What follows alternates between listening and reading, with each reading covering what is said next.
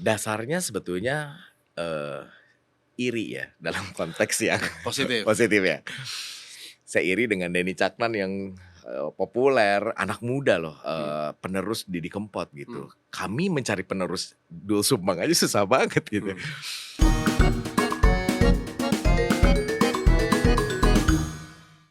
Merdeka.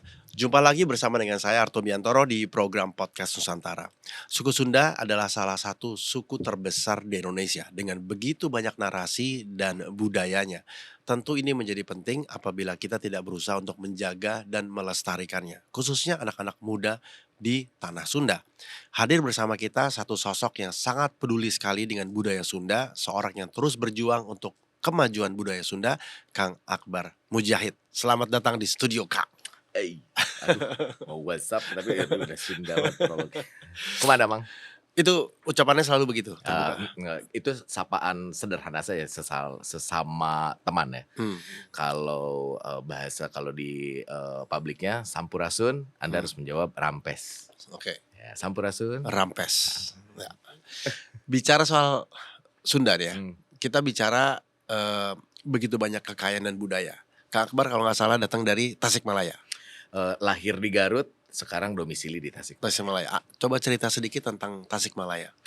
Ya, Tasikmalaya itu sebetulnya senter, administrasi dan, bisnis terutama di wilayah Priangan Timur, Mas Harto. Ya, Jadi wilayah Priangan Timur itu terdiri dari Garut, kemudian ada Tasikmalaya. Tasikmalaya sekarang kebagi 2, ada kota dan kabupaten, kemudian ada Ciamis, kemudian ada Banjar, kemudian ada Pangandaran. Nah, itu skup wilayah Priangan Timur, yang mana pusat administrasinya itu ada di Tasikmalaya. Secara city occupancy-nya berarti tinggi banget, maka di hmm, sana hotel itu, sangat, menjamur sekali.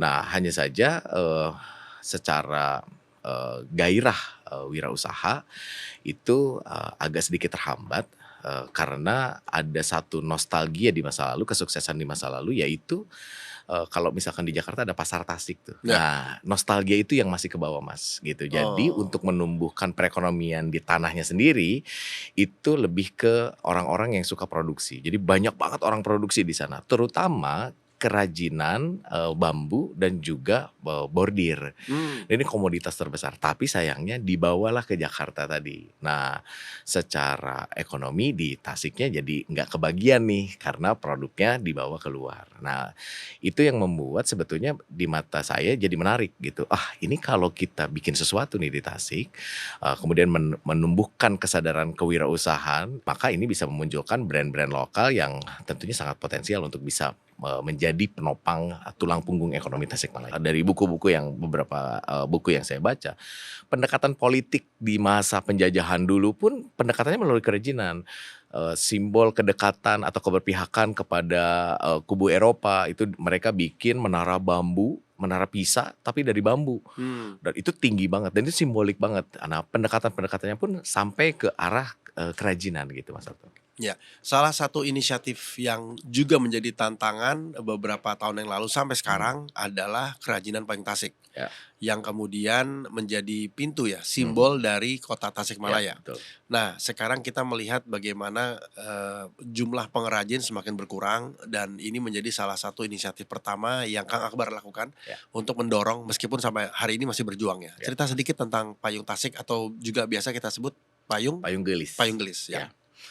Payung gelis ini, keresahan pertama saya ya. Jadi, ketika pertama kali menginjakkan kaki di Tasik, 2014, lalu, lihat logo kota Tasikmalaya, itu ada payungnya, lalu lihat logo organisasi ada payungnya, penasaran dong, "Ih, payungnya kayak apa ya?" Dicari, loh kok susah banget nyarinya.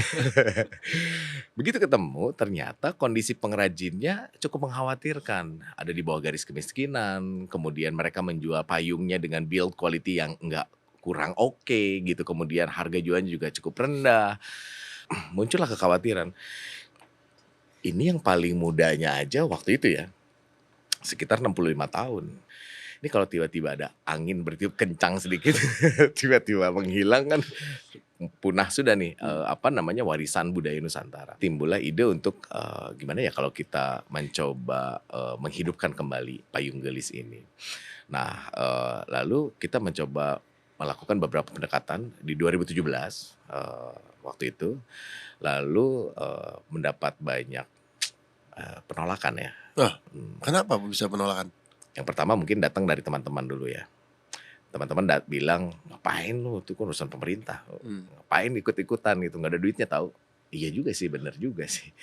Terus, teman-teman pengrajin juga mungkin masih untrusted ya sama orang ini siapa gitu. mmm, Akhirnya ya pendekatan ini, nggak ketemu nih kata sepakat dan saya juga masih harus banyak mempelajari tentang keberadaan si payung gelis ini mau seperti apa dan dibawa kemana. Lalu 2019, kita menemukan, sebuah semangat baru, untuk kembali, melakukan pendekatan terhadap teman-teman pengrajin. Pada waktu itu kita coba memperbaiki build quality-nya dulu. Kita kolaborasi sama, Mira Hong waktu itu, dengan brand-nya Miwa Pattern dan dapat, sambutan cukup baik dari, market.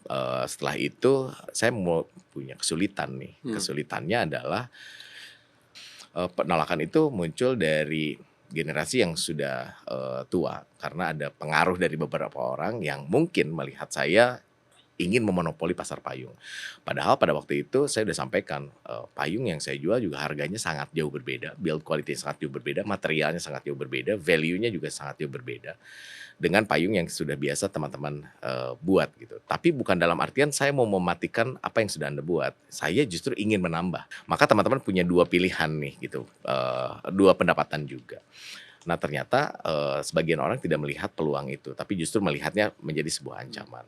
Lalu manuvernya adalah, kami mencoba, mendekati anak muda gitu. Ada seorang anak muda, namanya Pipin di sebuah desa Pagendingan namanya. Nah, dia yang mau membantu untuk, menghidupkan kembali, payung dengan gaya baru gitu. Nah, jadi ada 2 kubu nih, mmm, dan kubu itu masih terjadi sampai sekarang gitu. Karena memang, ada sisi wajar juga sih kenapa perbedaan, pendapat itu. Nah, cuman anak-anak muda ini, cukup, mau untuk mengambil resiko itu. Jadi frekuensinya sama nih. Nah, kita mulai dari yang kecil dulu. Lalu, tahun 2021, saya ketemu dengan seorang product designer namanya, Iwan Sung gitu. Nah, dia memberikan saya gambaran yang sangat gamblang sekali untuk mengerjakan si payung ini seperti apa. Ternyata kalau kita memulainya dari payung, itu, eee, agak sedikit, mendapatkan kesulitan. Nah, kenapa? Karena balik lagi, kebutuhan dasar mereka adalah ya bisa makan dulu. Maka kita membuat kerajinan dari anyaman, placemat gitu, lalu kita coba jual untuk menjadi penopang kebutuhan dasar. Nah, ternyata by nature Mas, gitu, mereka tuh bukan tukang payung gitu, mmm, mereka tuh tukang anyaman itu. Jadi lebih mmm. cepat penetrasinya. Jadi mereka sudah punya kebiasaan pola produksi yang lebih rapi dan itu yang sekarang coba kita pertahankan konsistensinya. Bikin produk yang bagus, rapi dengan skema produksi yang, baik sehingga produknya juga bisa punya output yang baik. Ya, jadi ada dua dua resistensi ya. Yang pertama Betul, resistensi terhadap teknologi payung yang mau dibuat iya lebih modern, iya yang tidak sesuai pakem dalam tanda iya, petik. Yang kedua resistensi terhadap proses pembuatan yang memang, membutuhkan skill tambahan betul. ketika ingin membawa ini ke dalam kelas yang lebih tinggi. Betul, harapannya itu jadi karya seni yang Mmm, dijual. mhm, Kalau mereka sudah memahami bahwa payung ini bukan sekedar payung yang secara fungsi saja, yang mereka bisa compare dengan payung-payung yang ada di pasaran, maka tujuan utama kita adalah mengenalkan budaya ritual sakral payung gelis dan itu ada ritual sakralnya, bener-bener ada ritualnya Mas Harto. Bukanya juga nggak bisa sembarangan, harus ketemu kuncennya dulu, dilihat dulu, kamu nggak bisa ngelihat, kamu bisa ngelihat, kamu bisa membuka, kamu nggak bisa membuka, semua tata oh itu titi masih ada literasinya? masih ada masih ada. Nah, cuman kalau kita sampaikan itu dengan cara yang seperti itu, perbedaan Ya cara ya komunikasi ya ini menjadi ya. kendala. Maka kalau bisa lebih smooth, kita mulai dari produk, bisa dikonsumsi oleh siapa saja. Ya, let's say anggaplah ini Ya merchandise ya ya gitu. ya. Dia mulai Ka dari yang karena seperti itu. memang aslinya ini adalah sebuah produk ritual ya, Iya yang betul, sangat disakralkan ya. sangat. Nah dari, payung kemudian kegelisahan berlanjut ke lagu-lagu Sunda. Kang Akbar sekarang melihat juga isu yang Ya sama tentang lagu-lagu Sunda. ya. Nah, apa dasar dan kemudian apa yang dilakukan? Dasarnya sebetulnya, iri ya dalam konteks yang Positif? positif ya. Saya iri dengan Denny Caknan yang, populer, anak muda loh, Mmm, penerus Didi Kempot mmm, gitu. Kami mencari penerus Doel Sumbang aja susah banget gitu. mmm, Lalu anak saya lebih seneng nyanyi Korea yang mana ya itu jadi trademark Gen Z lah ya gitu kan, tapi pendekatannya sebetulnya bisa kita tiru sebetulnya. Di mana, lagu-lagu Korea mulai,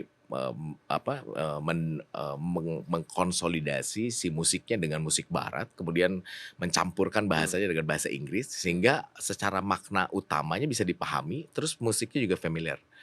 Lalu Denny Caknan Group juga sama pendekatannya, dia masuk ke pop gitu kan, kemudian, nada-nadanya tetap Jawa, khas Jawa, bahasanya juga bahkan pure Jawa, sehingga orang terangsang untuk mempelajari bahasanya, mmm, kemudian mempelajari budayanya mmm, gitu kan, itu entry point yang menyenangkan sekali mhm mhm sebetulnya dan mhm mhm. sangat familiar banget. Nah, kenapa ya musik Sunda kok nggak bisa begitu, gitu. Nah pertanyaannya tuh muncul dari situ, kenapa ya nggak bisa? Bukan nggak bisa sebetulnya, mungkin nggak ada wadahnya. Nah, kita buatlah wadah yang sebenarnya sederhana banget, wadahnya adalah Akademi Lagu Sunda itu. Nah Akademi Lagu Sunda ini adalah, sebuah kompetisi untuk para pencipta lagu, terutama anak muda, agar mau membuat kembali lagu Sunda. Genrenya kita bebasin, mau jazz, mau punk, mau hip hop, mau apapun boleh banget gitu. Hanya saja salah satu syaratnya adalah liriknya menggunakan bahasa Sunda. Nah, ketika menggunakan bahasa Sunda, saya kasih kebebasan kembali. Mau dicampur bahasa Inggris, mau dicampur bahasa Indonesia, boleh banget. Yang penting ada bahasa Sundanya. Saya pikir ya mungkin 15 orang, 20 orang kali ya yang daftar. Karena aneh banget nih Heeh ada orang tiba-tiba heeh. bikin akademi lagu Sunda. Tiba-tiba yang daftar sekitar 250 orang dua masalah ratus lima dua puluh ratus orang. lima puluh Wow, orang dan 250 lagu lagu. masuk. Kaget kan gitu, waduh. Nah, terus kita coba, seleksi berdasarkan ada juri lokal, kemudian ada juri nasional. Ada, Alam Bah Dukun waktu itu, ada Ebit Beat E, rapper dari Bandung, kemudian ada Kang Iman Ule yang memang dari akademisi. Nah, kenapa ada akademisi di sini? Karena balik lagi ke konteks akademinya tadi. Mhm Ini bukan sekedar kompetisi, tapi begitu mereka terjaring dalam kompetisi itu, kita kasih edukasi bahwa yang pertama, untuk hidup dalam musik itu nggak perlu jadi musisi. mhm. Banyak profesi yang bisa dilakukan, ada sound engineer, ada music director, ada ada road manager, ada apapun itu di dalam industri musik itu banyak sekali profesi. Yang kedua, mengenalkan kepada para pencipta lagu ini tentang mechanical rights dan performing rights, di mana mereka bisa memonetisasi satu lagu itu, menjadi, intellectual property yang bisa Mmm, mereka, miliki bertahun-tahun lamanya. Nah, di daerah pengetahuan tentang itu cukup minim, Mas mhm Harto. mhm mhm. Nah, lalu yang ketiga adalah, eee, bukan mengajarkan ya, tapi memperkenalkan secara lebih detail kepada teman-teman pencipta lagu ini tentang ini loh, tata titi di dalam bahasa Sunda. Menulisnya itu seperti ini, syairnya itu seperti ini, itu kan ada teknik tersendiri. Nah, maka kita munculkan Kang Iman Ule sebagai orang yang kompeten dari sisi akademisi untuk membantu teman-teman mempertajam sisi Iya. bahasa Sundanya, gitu sih Mas Alfa. Nah, sejauh ini lagu-lagu tersebut kemudian diputar di mana? Oke.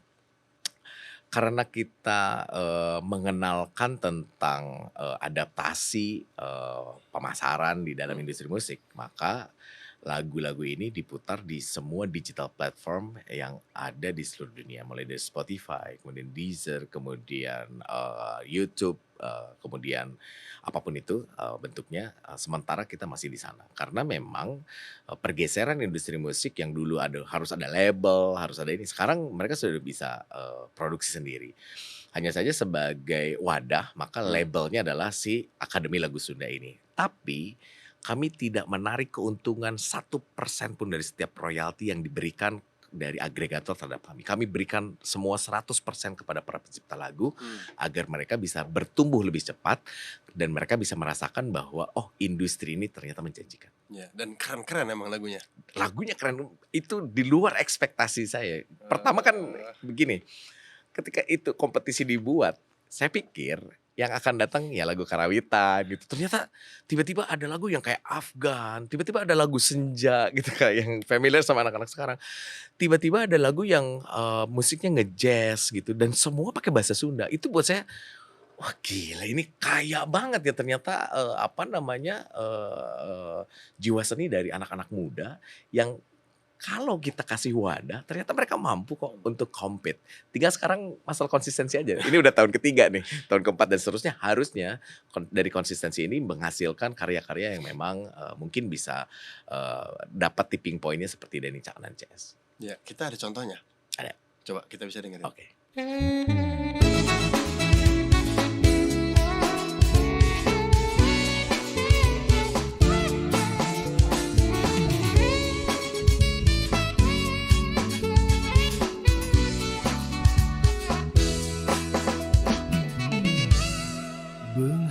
carita sejarah kolot baheula ayana hiji daerah nun namina Besarnya cerita dari Sukapura cerita orang tua zaman dulu, ada satu daerah namanya Sukapura. taneuhna Tasikmalaya itu subur Sukapura. kacida dijagi ke para raja nganjur dugi ka Sebuah daerah ayeuna yang sangat hujan makmur yang dipuja para raja. Tasikmalaya Iya kan? Iya. ayan hujan hasna masih ngawujud Ini termasuk nyata ngadeg dugi ka ayeuna galunggung nu Kesulitan nggak kakonca juri-juri untuk kemudian menentukan siapa pemenangnya? Kalau Banget. karakternya seperti ini. Banget. Kebetulan Akademi Lagu Sunda 1 dan 2 itu saya masih mendampingi. Yang 3 tuh kita sudah saya mendampingi di sisi produksinya saja. Jadi itu jadi perdebatan Mas Arto. Wah ini modern banget. Wah ini karawitan banget. Wah segala macam. Tapi pada akhirnya kita menyamakan frekuensi seperti ini. Musik itu sesuatu yang nggak bisa dinilai dalam konteks matematis gitu. Karena cita rasa itu kan ya itu sangat dekat sekali dengan emosional seseorang. Ketika anak muda menyuarakan seperti ini, kita sebagai yang mungkin lebih tua, kenapa kita harus menghalangi gitu? Ini mungkin cara komunikasi mereka. Nah, frekuensinya adalah oh ini cara komunikasi gitu anak muda dalam menyuarakan lagu Sunda. Nah, maka yang kita lakukan adalah proses akademi ini menjadi krusial. Satu tadi yang melakukan penajaman terhadap bagaimana syair itu dibuat, grammarnya itu seperti apa. Kalau dalam bahasa Sunda undak usuk basa namanya. Lalu bagaimana mereka monetisasi. Lalu ketika mereka sudah terpilih menjadi juara, kita nggak ambil mentah-mentah lagunya lalu kita tayangkan, tapi kita reproduksi ulang. Jadi kami biayai seluruh proses produksinya dari mulai rekaman, kemudian mixing, mastering sampai dikontrak oleh kita kerjasama dengan agregator gitu. Nah itu kita reproduksi ulang. Ini lagu yang belum direproduksi. Nah lagu yang sudah direproduksi itu sudah ada di semua digital platform seperti Spotify dan lain sebagainya yang memang fokus di dalam monetisasi musik gitu. Jadi perdebatan itu akhirnya memunculkan suara yang sama bahwa ya ini memang keragaman dan kekayaan anak-anak muda dalam menyuarakan lagu Sunda di era yang sekarang. Pada awalnya kami pun dikomplain bahwa bahasa Sunda tuh gak begini. Saya bilang betul bahasa Sunda tidak seperti ini. Tapi suka atau tidak suka ya beginilah anak muda berbicara dengan bahasa Sunda gitu. Bercampur-campur aduk gitu udah gak karuan banget. Nah proses ini dalam tahun pertama konfliknya cukup tegang. Tahun kedua udah mulai diterima nih kayaknya. Tahun ketiga tahun ini kita sudah punya kolaborasi. Jadi ada karinding masuk di dalamnya, lagi ngejazz tapi tiba-tiba ada musik karindingnya, ada instrumen-instrumen Sunda untuk mempertajam bahwa ini adalah musik Sunda dengan cara komunikasi yang modern. Ya. Tahun pertama 250, tahun kedua? Tahun kedua sekitar 570-an. Wow. Tahun ini 1270. 1270 lagu. Dengan melihat model tadi ya setelah 3 tahun, ini kan proses pertumbuhannya lumayan signifikan ya. Dan ini sebenarnya juga bisa dipergunakan untuk membuat model-model yang sama, katakanlah untuk musik-musik Minang, Batak gitu ya, Manado, Ambon, sentra-sentra musik Bali bahkan gitu, yang bisa jadi juga bisa melewati pola yang sama ya. Ya, sebetulnya bisa banget sih Mas Harto. Hanya saja balik lagi, negara kita tuh punya kultur yang sangat beragam sekali. Polanya boleh sama, metode pendekatannya. Belajar dari payung tasik ya. Belajar dari payung tasik. Kita dari Sunda beda objek aja, dari payung ke musik aja itu pendekatannya udah berbeda sekali. Nah kalau metodenya boleh sama sih sebetulnya. Sama saja ketika misalkan saya keliling Indonesia gitu kan, metodenya sama. tapi pendekatannya sangat berbeda sekali. Baik itu pendekatan awal, kemudian bagaimana kita berinteraksinya, bagaimana kita merangkul teman-teman, ini sangat berbeda sekali. Jadi kalau metodenya setuju, tapi pendekatannya pasti berbeda Dan sih, Mas. artinya kalau begitu tetap dibutuhkan kehadiran orang-orang lokal ya, yang Banget. memahami nilai-nilai Iya. budaya lokal ya. Betul banget. Karena tanpa kehadiran orang lokal itu, maka proses komunikasinya akan lebih sulit, Mas. Hmm. Dan orang lokal ini yang lebih mengerti ya. Ya, meskipun niatnya baik ya. Meskipun niatnya baik, balik lagi kayak tadi kan, kayak saya juga tidak ada sedikit pun niatan untuk memporak-porandakan apa yang sudah disusun oleh generasi sebelumnya. Hanya saja saya merasa ada komunikasi yang harus direlevansi dengan pemahaman yang saya punya. Nah, pendekatannya sudah menurut saya sudah sangat baik sekali gitu kan. Ada wadahnya, pendekatannya, ada monetisasinya segala macam. Bahkan yang terlibat juga anak-anak muda, bahkan kita juga melibatkan orang-orang tua gitu. Cuman memang balik lagi, hal yang baik belum tentu ditangkap baik oleh orang lain. Ya. Ada satu lirik yang mau dibacakan buat kita semua. Oke, boleh. Nah, ini lagu judulnya Tatali Demokrasi. Nagri nu ieu dijangji ku bakti jeung bukti diri. Demokrasi nenden ciri rakyat nyekel pangaji, santana sebawiwaha, sirung nu mungku harapan soma geuleuh kana tujuan, lembur matuh ku rahayu. Ini sebuah diksi yang sangat tidak familiar. Sebuah diksi yang orang Sunda aja belum tentu bisa memahami. Tapi intinya begini. Di negeri ini penuh dengan janji dan kita harus membuktikan banyak hal dari apa yang kita punya. Rakyat memegang janji untuk sebuah kewibawaan dari taring yang keluar sebagai sebuah harapan akan sebuah tujuan di kampung halaman yang sangat indah. Pegang. Dalam banget. Nah, keunikan dari lirik Sunda itu sebetulnya ada di situ sih, Mas Arto. Jadi banyak kata-kata yang satu penggal kata tuh itu menimbulkan makna yang sangat mendalam.